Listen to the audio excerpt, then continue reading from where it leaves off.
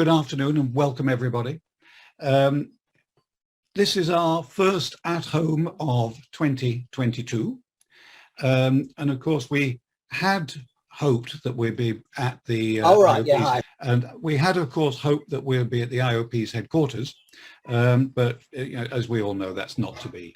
The theme for today is of course safety critical systems, but within that it's really all about looking at risk and impact and mitigation, those sort of things. And we've assembled a, not sparing anybody's blushes here, some very high profile speakers to do this. And the essence of the whole program, that we've got 4 talks, the essence is to cover the spectrum of risk from high probability and lowish impact, and low probability, we hope, and extremely high impact. The next subject we're going to have is about nuclear safety. And we have on this occasion 2 speakers. We've got Giles Harthill, without the H, and Steve Holley to lead the way. Giles is the Chief Warhead Engineer at AWE, of course the UK's atomic weapons establishment, and he's responsible for the overall safety of the UK's nuclear defence system. And in parallel, he's responsible for multi-million-pound development programs. He's also the UK's lead coordinator between the UK and the USA on the Trident program. Importance is that Giles is the vice president of our companion organization, the Institute of Mechanical Engineers. And one of his conditions for giving a talk, Paul, I'm addressing Paul Hardacre now. One of his conditions for giving a talk, Paul, was that he would like to see around our new building. So I will be talking to you about arranging that. His co-presenter is Steve Holley, and Steve is the Warhead Engineering Group Leader at Aldermaston, and he was originally a systems and design engineer. And his current responsibilities include the Trident program and what he calls future systems. You know, begs the question as to what future systems might be. Steve is a Royal Naval reservist, and he walks the talk, as his spell is as an officer in the Navy. He tells me that the science of nuclear safety is all about small numbers, and the numbers he was talking about seem to be getting pretty close to the Boltzmann constant from when I spoke with him. So I think we're in for a little bit of a ride on this one. And Giles, presumably you're going to, and yes, just a slight warning that unless things have changed, Steve is at work and cameras are not permitted on site at Aldermaston, so we'll see his slides, but we won't see his face. So over to you, Giles, if you are there. Yes, thank you. Can you hear me, Bill? Yes, I can indeed. Excellent. And people can see the slides, hopefully. Yep, can do. Excellent, great.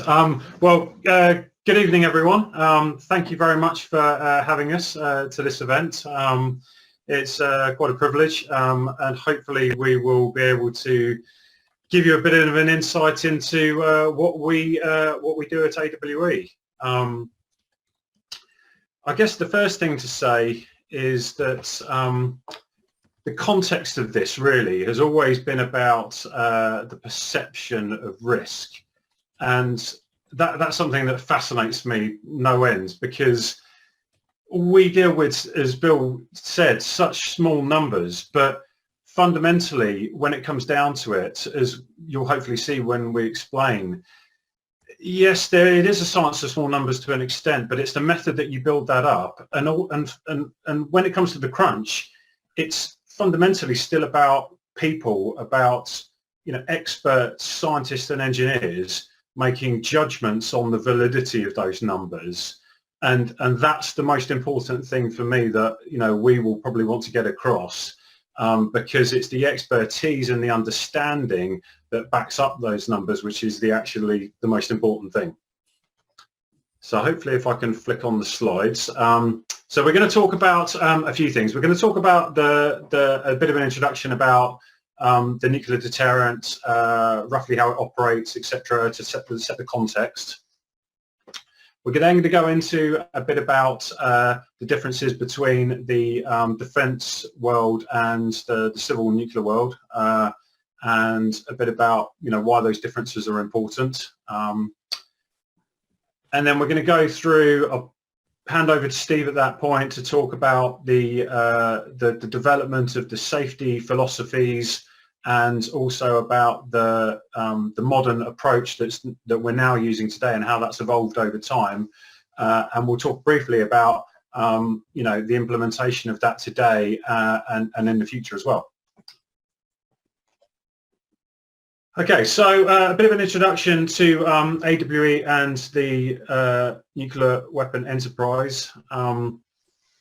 So the UK government obviously has a policy of maintaining a nuclear deterrent, and AWE, we're responsible for managing what we call the warhead re-entry system. So that is essentially the warheads themselves, the container packaging that protects the warheads in transport, and then what we call the surface support equipment or ground support equipment that helps with the processing of those warheads.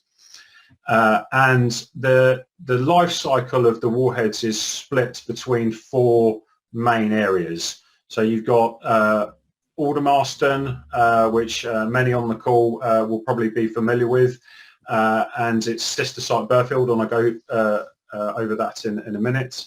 That's what we call life cycle phase 1. So it's the research and development, it's the manufacturing capability, etc. Life cycle phase 2 is the convoy, so the transport of the warheads.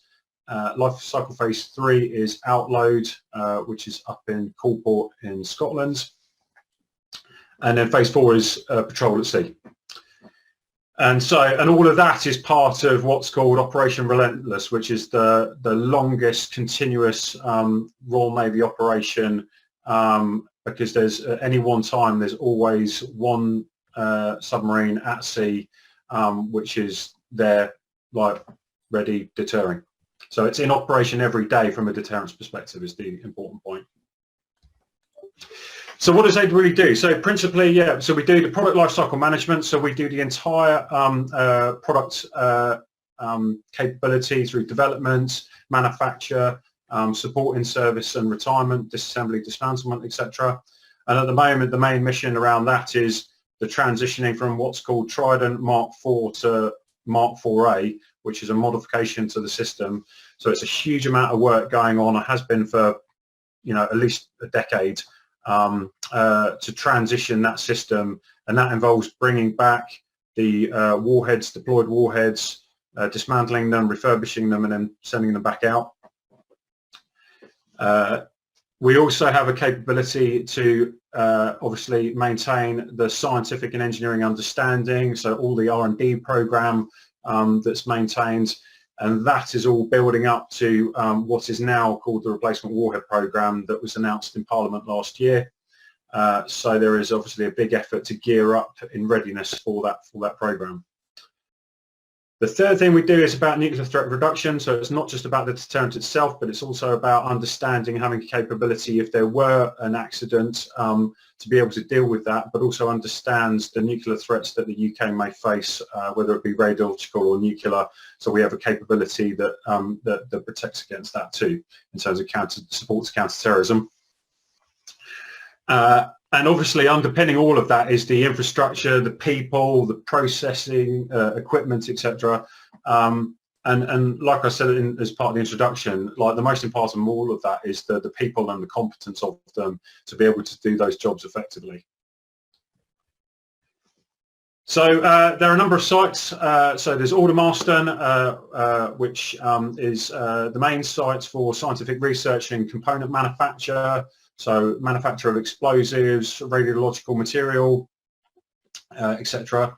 Burfield, which is just down the road, is where the conventional manufacturing capabilities are, and the assembly disassembly facility.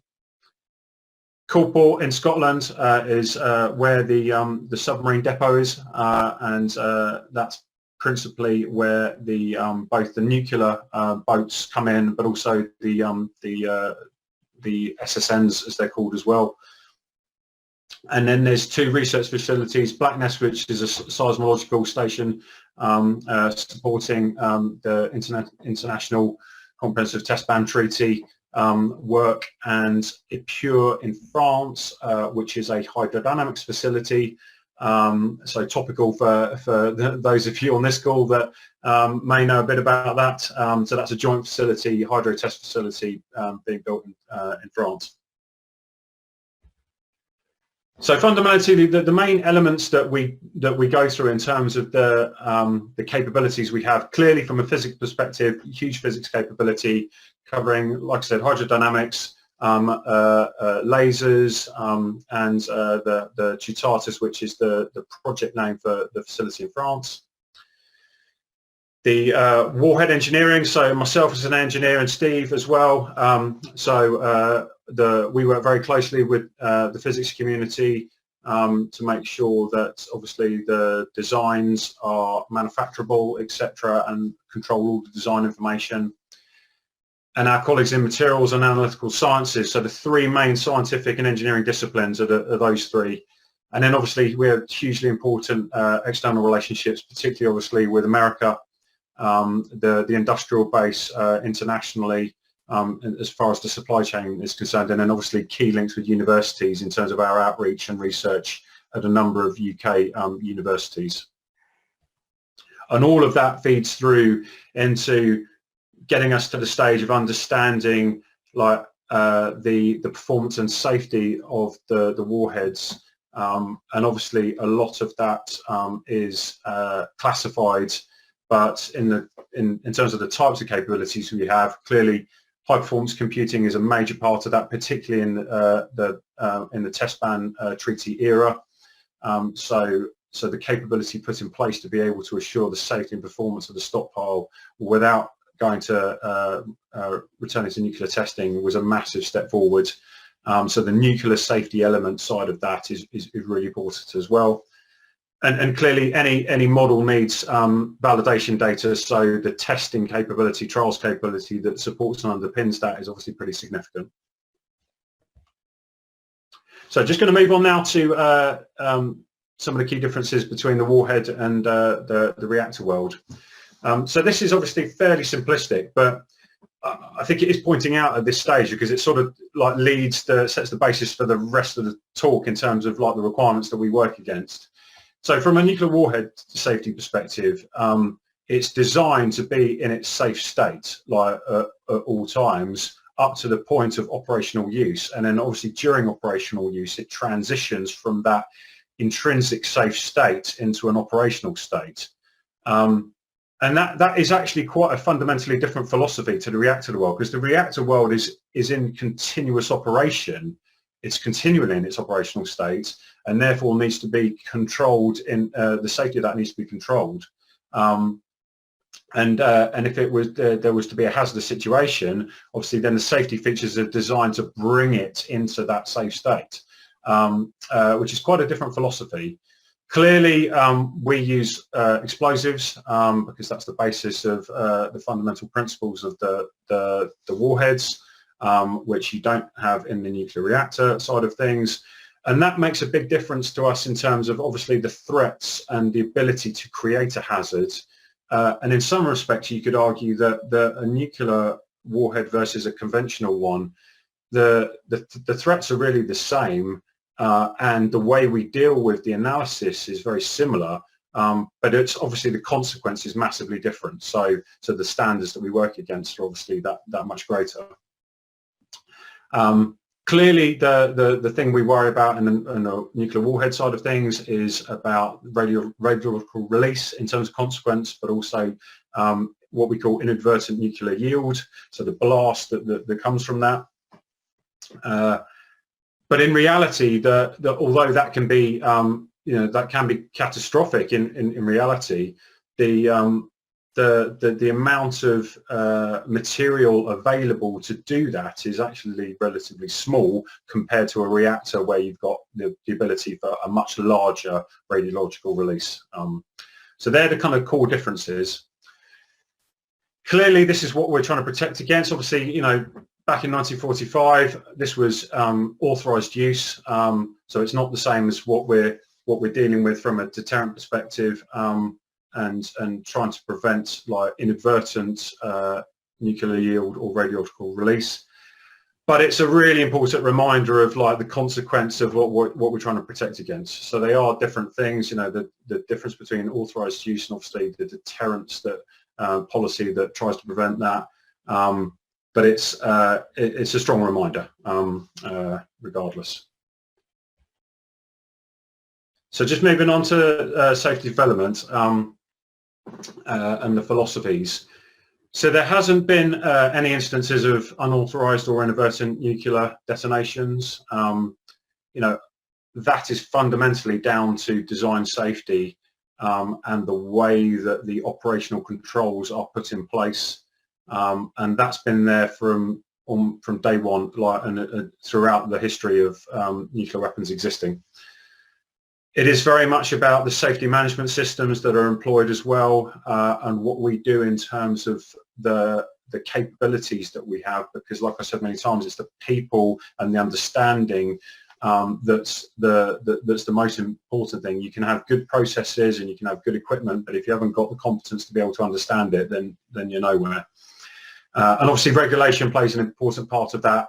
We have a sort of what we call a triple lock model, in the sense that you've got the expertise of the people doing the work, you've got the technical governance within the organisation to be able to review in terms of peer review and understanding, and then the regulation, the regulators, obviously heavily regulated industry, provide that third lock. So that's the kind of model, which is similar in the civil side. And I guess the key thing is that, from a UK perspective, we've always been at the forefront of safety development, always trying to push the boundaries and learning. And it's very important to learn from all sorts of different industries, some of them that we've heard, we'll hear through this series in particular. But clearly, much like you just heard from Rod, accidents are a significant source of learning. And our US partners, obviously over the years, have had a few of those, which we're just going to go through in a minute. So initially there was, during the 60s, there were a series of accidents, which Steve will go through on the next slide. But fundamentally, through the 50s to the 70s, it really changed the philosophy. And you can see that parallel there with some of the things that Rob was talking about, learning from experience, putting in place changes in how things are done. And what that led to ultimately in the late 60s was a guy called Kowalski ended up writing a set of quantitative criteria that then established the basic principles of what became known as ENDS, Enhanced Nuclear Detonation Safety. Because as Steve will probably go through, although none of the US incidents ended up with nuclear yields, they got quite close. And so defense in depth is the thing that people talk about all the time. And we'll go through how we build up that defense in depth as part of this talk. Okay, I'm going to hand over to Steve now. Hopefully he's there, ready and waiting. Yeah. Hi, Giles. Can you hear me all?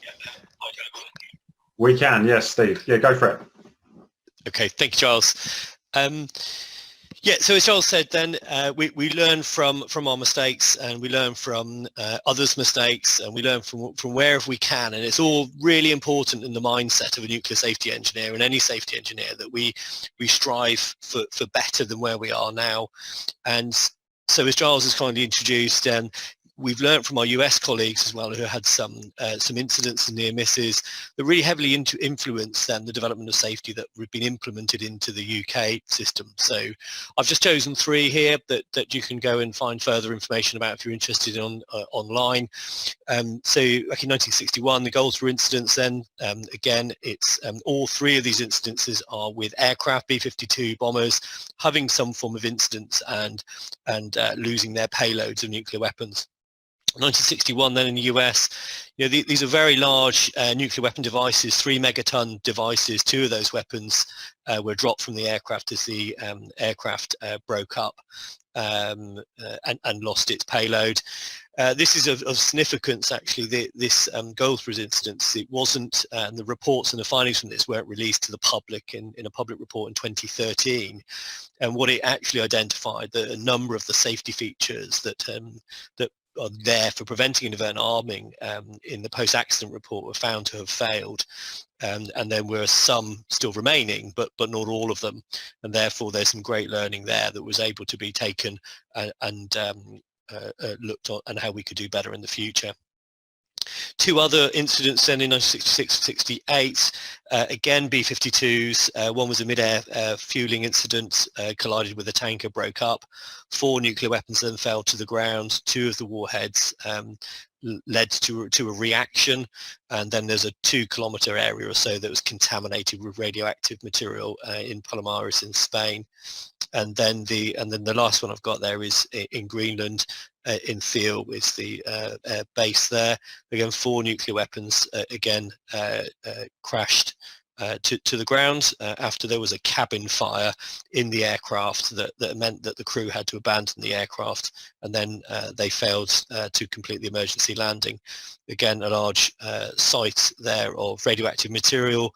In today's costs, something along the lines of about a £70 million $70 million clear up activity there to remove the ice which was radioactive contaminated. So significant events that we take on board and move into improving nuclear safety.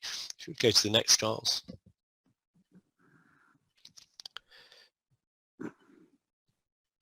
Thanks.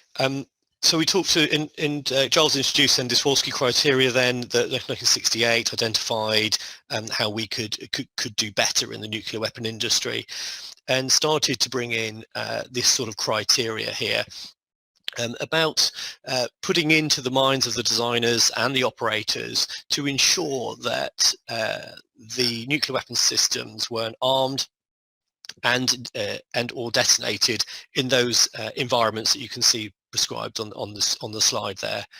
So these are in normal operational environments, what's referred to as an STS, as top pile to target sequence, so end to end of the system, to ensure then that the design of that system and operational system meant that it didn't inadvertently operate, or in this case arm, for 1 in 10 to the minus 9 per weapon life cycle, and in an abnormal environment, so if it is exposed to an accident, to ensure that it didn't arm in 1 in 10 to the 6. So very, very small numbers and very challenging to assure that the systems remain safe to those levels that are prescribed there. I'll carry that on further onto the next slide then, which really just sort of gives an overview from a UK perspective, where the UK had developed from the inception from the Ordnance Board, or the Nuclear Department of the Ordnance Board from 1968, where they'd very much taken that same very stringent standard of requirements of nuclear weapon design, taking on review, learn and improve from the conventional munition expertise that the UK had, taking on board high explosives development, and then the US development. And you can see here how the Ordnance Board developed and learnt from its best practice at the time, and it's led into what we have today in the safety principles and safety criteria for nuclear weapons. And that also, the SPSCs have gone through a few iterations to where we are now, but it's fundamentally where we are.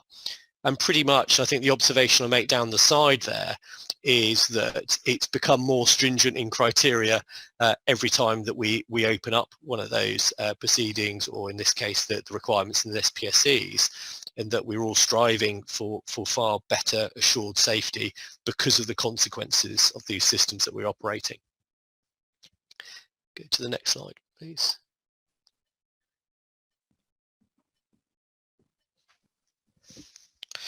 So I'll just have a quick look then of the modern UK nuclear weapon system approach, and how do we apply those requirements into the weapon design. It's fair to say as well that there's a bit of a background that we clearly have to apply the Health and Safety at Work Act legislation, the ionising radiation regulation, explosive regs, etc., etc. There's a myriad of the legislations that we as weapon designers that still are expected to meet and strive to meet those standards. Furthermore, there's from the operations, especially at life cycle phase 1, which is as licensed site, it's oversight by the Office of Nuclear Regulation from ONR, and there's clearly a number of risk targets then that need to be satisfied in terms of any inadvertent radiological release activities.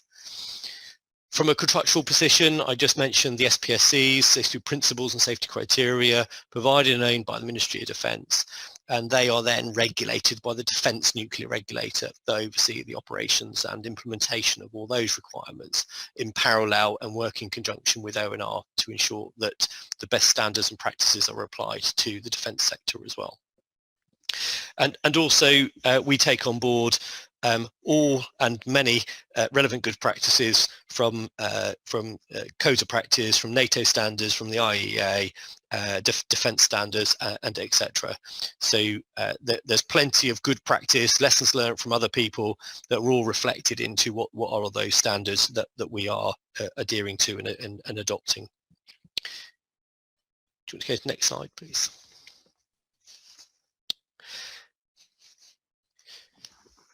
So defined in the safety principles, safe criteria gives us a very clear set of fundamental nuclear warhead safety aims, and they're fairly simple and fairly straightforward, and they're burnt onto our retinas to make sure that we very much understand what our role is as weapon designers. So the weapon system then shall not produce nuclear yield except when it's absolutely authorised to do so in its operational role, shall not release radiological material when authorised to do so, and everything associated with that must be as low as reasonably practicable and ALARP. And you can see that those aspects have been matured over time, and the ALARP aspects from the HSE have been adopted into those SPSCs. To next, Giles. So what are the safety principles and what are the safety criteria? How does ENDS that we talked about that the US adopted and provided to us is implemented? And then I'm introducing something called a LOD, a line of defense as we use it in our industry. So the principles then are a set of design requirements that shall be fulfilled, and then we order to meet those nuclear weapon safety aims of preventing yield and RA release. And then we have a set of criteria, which is that quantified risk analysis piece, the normal PRA or probabilistic risk assessment or probabilistic risk analysis that set really dose limits. So you're looking at the different groups of individuals that we need to protect to ensure that we don't cause them harm. And the SPSCs introduces that concept of ENDS, and I'll talk through more about what that really means and how what that looks like, and introduces something called a line of defense. The line of defense there are there to fulfill the design safety principles, our deterministic positive engineer barriers to ensure that we meet those aims. And of course, ALARP is everything that we do need to justify that what we've done is best as we can practically do within those bounds. So the next slide, please. So I talked a bit about the fundamental nuclear weapon safety aims, and and these are the design principles in broad terms of what we need to meet in terms of in currency of lines of defence. So against nuclear safety aim 1, which is prevent nuclear yield, what the SPSCs ask us for is to implement 3 lines of defence to ensure that you do not have nuclear yield, inadvertent nuclear yield.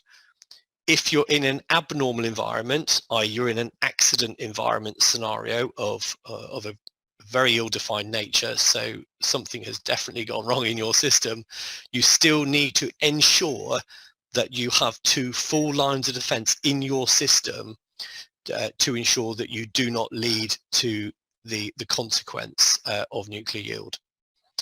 Similar targets in lines of defence are provided for radiological release, and even in very, very complex and very, very ill-defined severe abnormal environments where you're looking in some very, very demanding and challenging environments where we still need 1 full line of defence.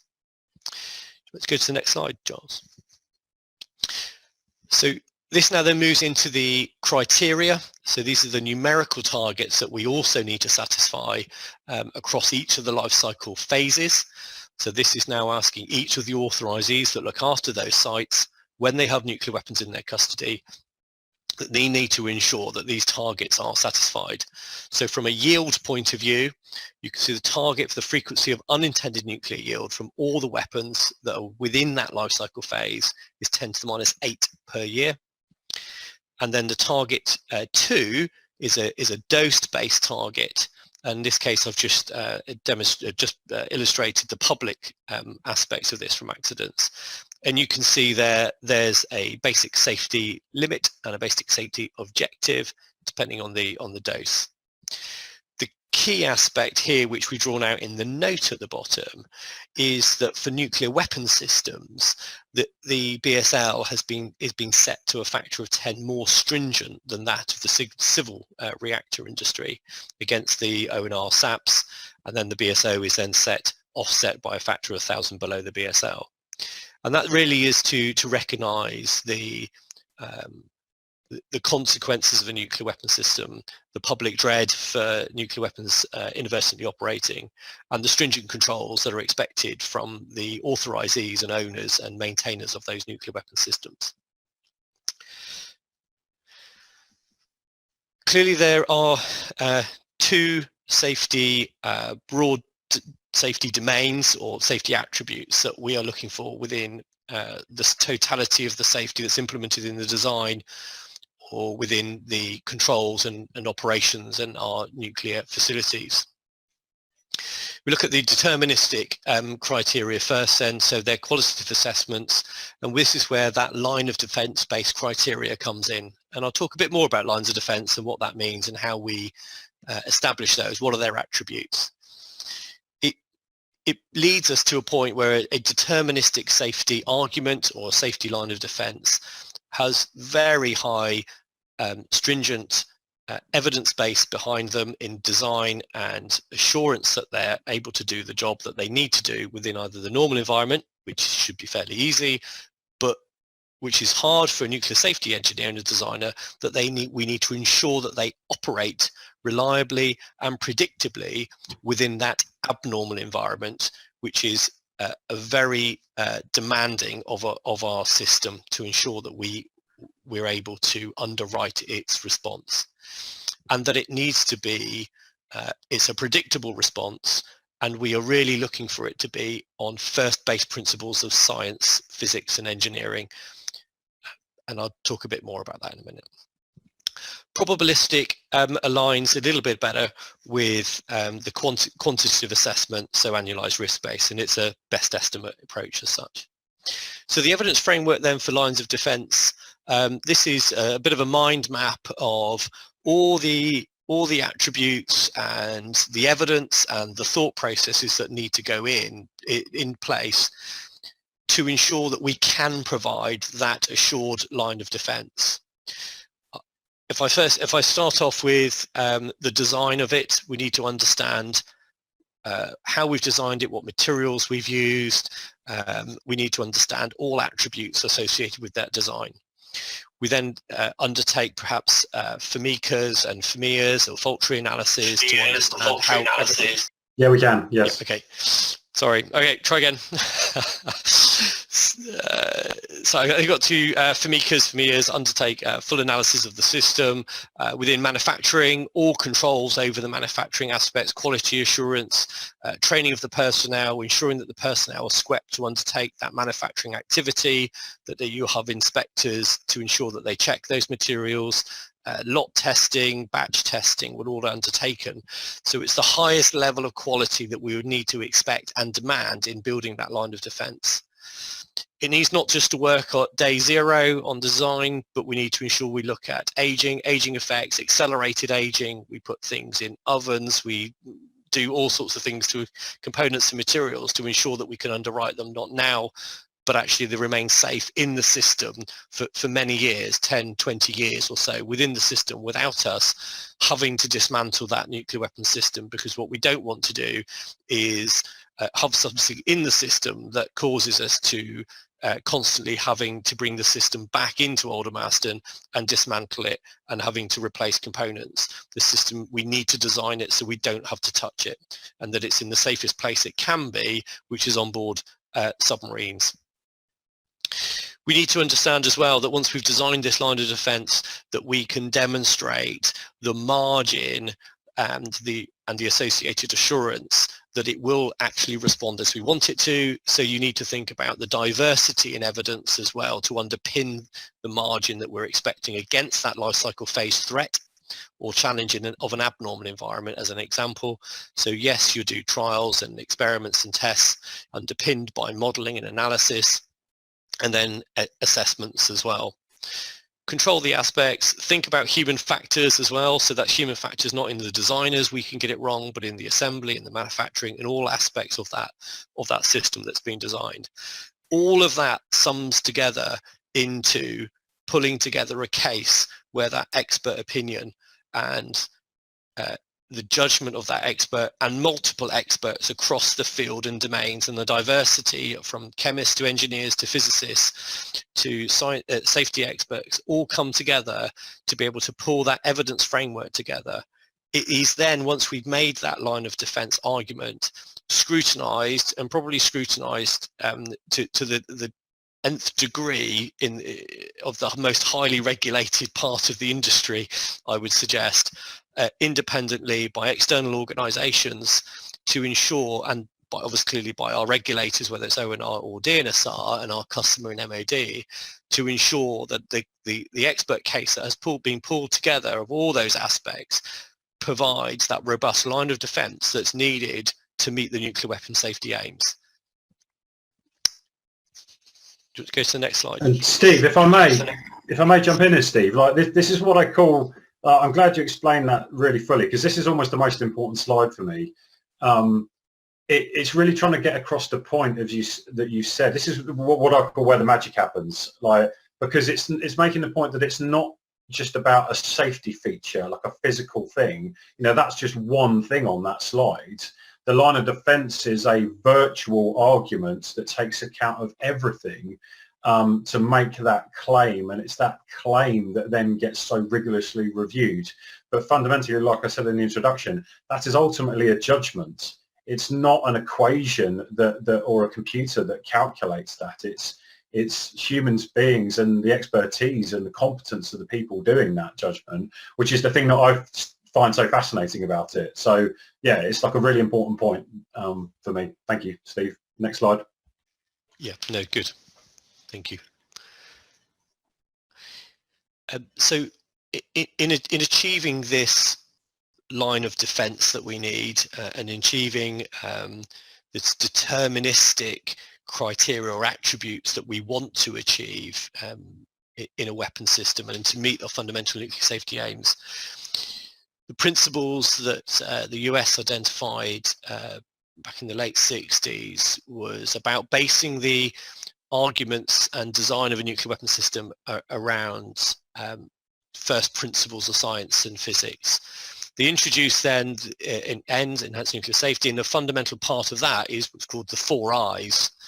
and it's about looking at the fundamental attributes that are preventing arming or detonation of a nuclear weapon system. And what you want to do is look at how do you keep energy away from those vital components. So you want to be able to isolate aspects of your system that are vulnerable potentially to electrical energy from initiating your system. So first off, let's identify in your system a line of defense, say, that could in an assured way, predictably isolate your system from the external threat or challenge from what is which could initiate your system. You also want to look at, and I'll skip one, go to incompatibility. So you're now looking at any of the signals that are operating either in your aircraft or your weapon system or inside your warhead, ensure that all those signals, any of those signals, are not compatible with any signals that could prevent, so that could inadvertently operate your nuclear weapon system, either by arming or by detonation.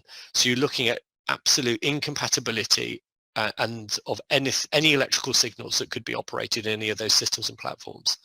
So you need a unique system, the very highly unique system that means it wouldn't operate. If you find that there are accident scenarios which are very demanding for your system to remain intact or to be assured, you need to look at aspects that will be inoperability or inoperable. So in accident scenario, we introduce things called weak links, where we design them to fail and fail predictably to ensure that the system remains safe in a particular environment as such. So you look at the 3 I's, as I call them: isolation, inoperability, and incompatibility within a weapon design. But then what you need to do is ensure that you have independence between those 3 I's, or the 3 lines of defense that you've implemented into your system, and to in that way ensures you don't have any common mode failures that takes out multiple features within your system. If they're all fundamentally based upon different principles and what they've been implemented in, then you need to demonstrate, then you have independence, and then you can ensure that you have those lines of safety in your system. So I've got here just a simple ENS type of architect. How might that look? So I'll have the outside world with a missile signal coming into a control region, and I would be looking at those external signals in region 1, as I call it, or that outer region, being incompatible with setting off the physics package, which I've shown with the radiation symbol there. So I'd ensure that they don't do that. So so I've got a lightning bolt at the top there. I'll make sure that that lightning bolt is not compatible with setting off the detonators as well. I'd have a very mechanical rust box, call it a Faraday cage, a really robust box around where the most sensitive items are with my nuclear physics package. However, I do need to get into that robust box, so I need to control my way into that box, and I have something there called a strong link, a very, very, very robust switch that enables me to have access from the outside world into my robust box. I also have a switch on the inside of my robust box called Strong Link 2 that also enables me to control entry in and out of my very robust box, which we record an exclusion read. I exclude other environments outside of that.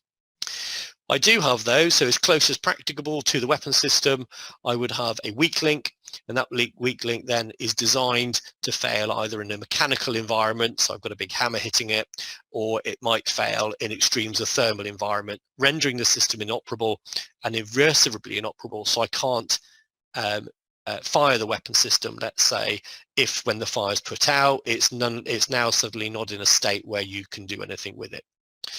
Isolation is provided, as we say, I'm isolating the vulnerable component around the main detonators of the weapon system from the outside world and preventing any electrical energy getting into the system. And that really is the simplistic version of how ENS and ENS safety is thought about. How do I go about building, or how do we go about building a safety case, which is to ensure and to demonstrate that nuclear safety has been implemented and that we meet those fundamental nuclear weapons safety aims? If I just concentrate for now on the deterministic criteria, or the lines of defense criteria, which is required, which is the principles. I'm looking to ensure that I've got 3 lines of defense between the hazardous event occurring from the from the initiating frequency or the IEF, all the way through to leading to my consequence across our accident trajectory. So I just used a simple bow tie diagram to explain that. So if I say on the left-hand side of the bow tie is the facility, they have controls, measures, and engineering features within their facility to prevent an incident occurring, or a hazardous or environment happening, or a challenge that could happen onto the warhead. And the warhead has clearly fundamental withstand to those accidents on the right hand side. In a safety case, both aspects of the facility and the product come together. And in simple terms, what does that look like? I might have on the submarine, the submarine submersible ballistic nuclear weapon, they will provide a line of defense, fundamentally preventing an abnormal environment, in this case a thermal environment. So they'll have control measures that are highly scrutinized to ensure that they can prevent a line of defense to prevent that thermal environment. That thermal environment, if it does happen, given it has happened, I then ensure with the team in Giles, ensure that I have 2 independent lines of defense preventing inadvertent nuclear yield. And that's where the 3 LODs come together within that nuclear safety case. I'll pass back to Giles at this point. Thank you. Steve, thank you very much. Yeah, good job. Okay, so we're going to flick on to the final stages now. Only got a few slides left. So I guess the thing to talk about is the fact that, you know, we're now in a stage where, you know, Trident in its life, it's not even halfway through its, you know, total lifespan, you know, if you think about final disassembly.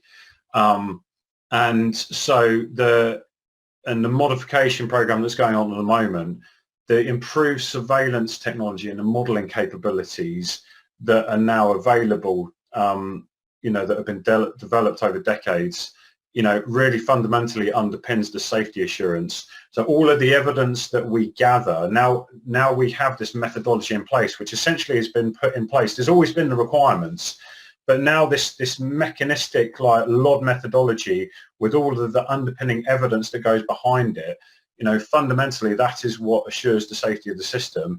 And then the important thing is that we then verify that continuously by looking at what we call surveillance, where we withdraw warheads from service, we break them down, we analyze them, we check the safety features, we check the materials to make sure they're still in the same state.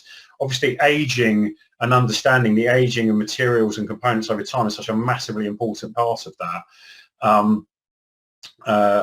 and will enable us to keep Trident in service for, you know, years to come, despite the fact that it's been in service since the early 90s. And when we're thinking forwards to the replacement warhead program, the improvements in the qualification capabilities to provide that safety data like is so key, because you're talking about targeting and understanding those lines of defense in advance based on the safety architecture of the system and understanding the facilities that system is going to operate in, and then mapping the evidence requirements in advance so that you know what to get, so you're efficient about how you gather that evidence. So really, in conclusion, I guess the point we wanted to get across was, you know, over the last decade or so, really there's been quite a step change in the methodology and thinking of how the nuclear safety assessments and the conventional safety assessments are now implemented in a way that's so much more demonstrable than I think it's ever been. And the ability that gives us in terms of through life assurance, like for in-service support, so where we're checking everything and the checking that those safety claims are continuously valid, and monitoring whether there's any trend against them, it is almost something that we've never really had the capability before. Like, it's always been done, but we now have the capability where all of that is linked so much more than it ever was in the past. So it's way more demonstrable than what it would have been previously. And I think fundamentally it comes down to it, in terms of the point of these talks, like about the perception of risk and the fact that we spend so much effort getting to those very small numbers, and obviously the investment and the research, etc., that goes into that, for something that in actual fact is so unlikely to happen because of the systems that have been designed and the way that they've been designed over the years. Yet there's still this fear factor clearly about nuclear weapons and the existence of them, and that's obviously in two parts. Like, on the one part it's the use of them and the fear factor around that, and then obviously we've focused on the inadvertent accident scenarios, which is our main role. And it's I find it interesting that so much effort goes into this, but the tolerability level is zero. If ever there was an accident, it would be so catastrophic, regardless of how big the accident was. It would take so long to go through to understand and to really challenge it.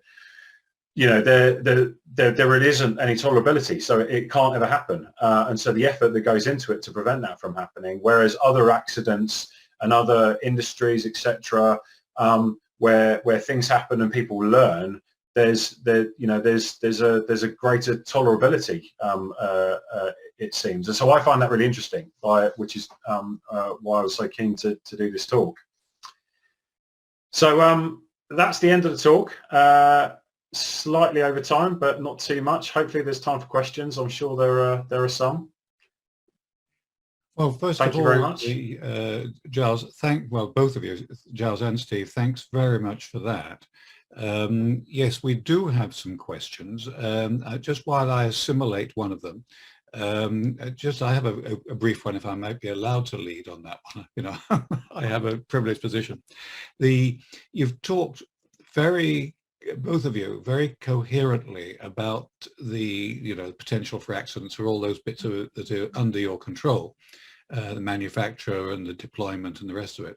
But what about those bits that are less under control? The storage, the transport and things of that nature, the ones that they are presumably part of that big analysis. You care to comment on that while I look at the others? Yeah, I'll take a go at that, and maybe Steve can jump in. So everything that we talked about is across the whole life cycle. So it includes those other elements. So transport is an example for that. So the assessments we do, essentially the convoy is just another facility. So the same methodology applies in that sense. You've got the withstand, the inbuilt designed-in safety of the warhead. It's in a packaged configuration in a container, which is designed to IAEA standards. And then you've got, so we assess it as a packaged item, essentially, to provide the withstand of the packaged item. And then obviously if there are safety requirements that essentially the truck has to provide, then that can be provided. And then obviously you're into in terms of the frequency of an event, that's factored in as well, because maybe you're in a situation where you've got a road accident and there's frequency associated with that. Well, that's just the input on the left hand side of the bow tie, essentially. So the frequency events might be slightly different, but that's where you still follow the same principles of aiming for a deterministic argument to terminate it, or if you're in the probabilistic lands, you're in the probabilistic lands. Steve, I don't know whether you wanted to add anything to that. No, that's good. I'll leave it, Giles, for that, because I think it covers it really well. I think that if there's any more questions, it'd be good, I think. Yeah. Okay. There's a question. Right. I don't have a surname, but Dan, you've been asking a question. Would you care to unmute yourself and ask a question, short form version of it? Dan? Yes, can you hear me? Yes. Ah, super. So I was listening to a panel show on the radio the other day, and they mentioned this thing from Newsnight in 2007, that Britain, in contrast to Russia and America, had chosen not to install a code system, a launch code system, to prevent rogue commanders from launching the weapons in spite of the fact that the government didn't want them to. Do you know, is that still true? Or either way, I suppose, why are our standards in Britain apparently so different to America or Russia's? So it's not something that I'm not sure we can answer that necessarily. Like, I mean, fundamentally, the fire control system, in terms of, you know, inadvertent, like, rogue launch, is not something we tend to focus on so much. So we assume that the system in place has the safeguards, and that's not really our focus. So we don't deal with the fire control system, etc., or the missile. It's really, you know, our main role is to ensure that the warheads are compatible with the missile. And so, yeah, it's a difficult question to answer, really, I'm afraid. Okay, I hear the subtext. I hear that is it's above your pay grade or something like that. There is another question from Stephen Burke, which is very much along the same line. If I may, Stephen, I'll just read it. Presumably, submarine-based weapons. I've lost it. Submarine-based weapons have to be launchable without external control. Is that again above your pay grade? Is that a different scenario, or where do we go on that one? So well, no is the answer, really. You know, so the only person that can initiate you know, an authorised launch is the Prime Minister, and so obviously a lot of effort goes into that, and the communication systems, etc., to enable that and assure that that contact, as it were, are pretty key. But again, you're into the territories of, you know, authorized use, which, you know, from our perspective, you know, we work on the basis that the deterrent works. It works every day, and that is based on it not being used, essentially. Because if it's ever used, deterrent has failed, essentially, from all of our perspectives.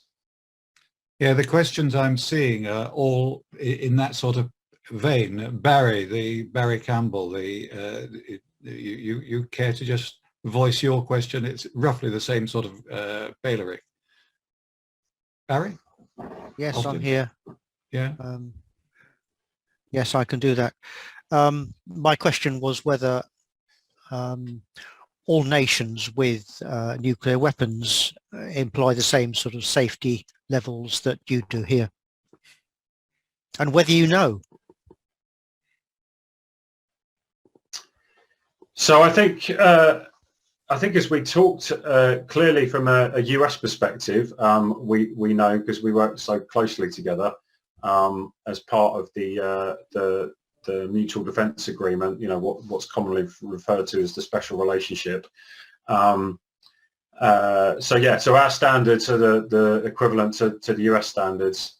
I guess it's harder to comment about other nations, but you know, I think the risk is that nations that are seeking to acquire the technology, and you can imagine who those are. You know, the hope is that they're thinking about that too. But you know, do we really know? It's not something that I tend to get involved in. But you'd like to think they would be. Put it that way. Okay, we'll take a last question, Giles, from Bill Croydon. Bill, would you? I don't see you on the screen. Bill Croydon, you around still? Yes, I'm on, but I don't have a video camera. Right, that's all right. We'll forgive you.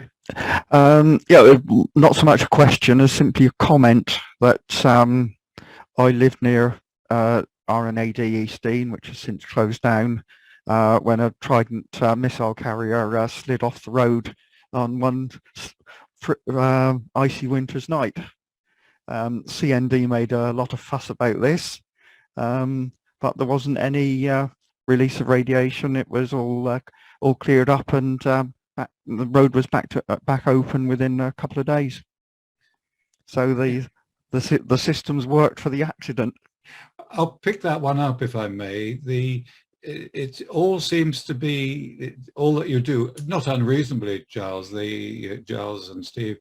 The real learning you've had is just like as it was for Rod about accidents, and it's a ghastly thing to say, but Rod is more fortunate, I think, than you are, that he's got more accidents to play with, and therefore is gathering more data.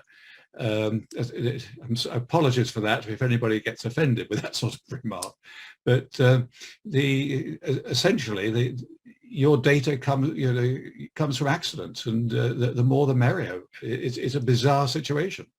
Any comment, or you prefer not to go there? Could I I'll jump in and answer this one then just for a minute. You're absolutely right. In a way, we do learn from our mistakes, and we learn from near misses, so things that led below that.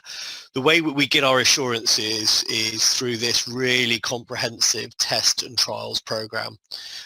Without having the radiological consequences, clearly we put substitutes in for that. So having fire, we have lots of fires that we set off purposely in trials. We burn systems and subsystems, we strike, hit, crash into components and systems and parts of systems, we blast it, we shoot it, we strike it with lightning. We immerse it in water, deep into water. So in essence, that's where our learning comes from, is a full comprehensive trial and modeling program. So then we have that evidence that we need before we actually get to a position where we put the plutonium and high explosives together. So everything is done without having those consequences and fully explored and tested to ensure that we have the evidence that we need, so we know predictably how the system is going to respond in those accident scenarios.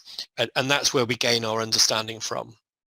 Because we need to avoid those accidents in the first place, as we've hopefully illustrated. And you get presumably... and it's interesting. The real challenge is essentially we create the accidents, like by the trials program. The challenge with that always is going to be in a real accident scenario where you've got multiple different threats, like getting the confidence and the chaotic nature of that right in a trials program is the real trick. So when we're thinking about combined environments, for example, like that's where you really focus a lot of attention to try and get the capabilities to be able to do that, which can be quite difficult. But essentially, it's the creation of the artificial accidents, essentially, and the ability to be able to do that, to break things and see how they fail. And it's the predictability element that we're really after, because an accident can happen one day and you might get one response. And the really interesting thing is you might think that the worst accident you can think of gives you the worst effect, but sometimes that's not the case. You can have a less, what might be perceived as a lesser environment that actually gives you a worse result because the configuration was slightly different. And so all of those things are really taken account of, because that's the understanding that feeds into that lines of defense thinking as one of those elements that we talked about. Right, thank you very much, Giles. Giles and Steve. I was taking that as the last question. The comment was that came up while you were talking was that you can borrow accidents from other people, for example, from Windscale, but that's the sort of thing you could do. Right, so it's not for me to thank you. I'll pass the baton, if I may, over to Paul Hardacre, our Chief Executive from the Institute of Physics. I know Paul's sitting there. Are you ready, willing and able, Paul, to take the baton and go from there? Thanks very much, Bill, and evening, everyone. I guess we're all got a heightened perception of risk over the last 2 years, but I think as we've learned this afternoon, that's very different to the risk that colleagues that we've heard from today that have to work in those professional environments, and two really challenging environments, I think, is the rail network where we use it a huge amount all the time, and our deterrent where we hope we never have to use it. And both of those scenarios, as we've heard today, present hugely challenging, huge challenges for us to assess risk. But also, as we've heard, about how robustly that's done, which is reassuring. And Bill, you made the comment about that we must learn from accidents. But I think what I've learned today is we learn an awful lot outside of accidents as well, and the conscious effort that goes around that. But when we do have accidents, it is important we take the opportunity to learn from them, and to actively learn from them, and seek the improvement and the investment that we can make off the back of those situations when they arrive. And it's encouraging to know that we do that, and the energy and activity and the robustness that goes into all of that. It's been really just fascinating to look at two systems that I knew a bit about, but to just lift the lid on those and look in much more detail. So I have to thank Rod and Giles and Stephen for two really fascinating talks. It's been a great start to this two-part program. And also to Bill, because those who've put talk programs together know how much effort goes into doing that. So Bill, thank you for piecing together such a fascinating program, and we're really looking forward to part 2 on the 17th of February. So I hope as many people who joined us today, and it's great to see such a large audience, will be with us again on the 17th. So thank you everyone. Giles, Stephen and Rod, thank you so much again for two really fascinating talks. And Bill, I'll hand back to you to close for today. Right. Thanks, Paul. And thank you for the thanks. It's always appreciated.